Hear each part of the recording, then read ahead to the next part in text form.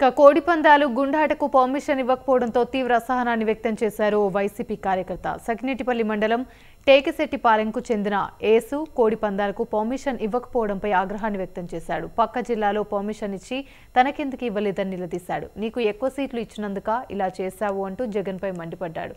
వైసీపీకి ప్రత్యామ్నాయం చూసుకుంటామంటూ ఊగిపోయాడు. కోడిపందాలు అనేది అన్ని జిల్లాలకి, పశ్చిమ గోదావరికి అన్ని జిల్లాలకి ఇచ్చిన జగన్మోహన్ రెడ్డి గారు మరి కోనసీమ జిల్లా నీకేం అన్యాయం చేసింది?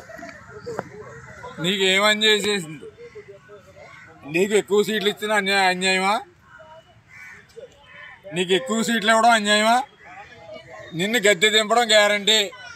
ఆ ఉసురు నీకు తగలబోదు, ఈ ఉసురు నీకు తగలబోదు, పక్కాగా జరుగుతుంది.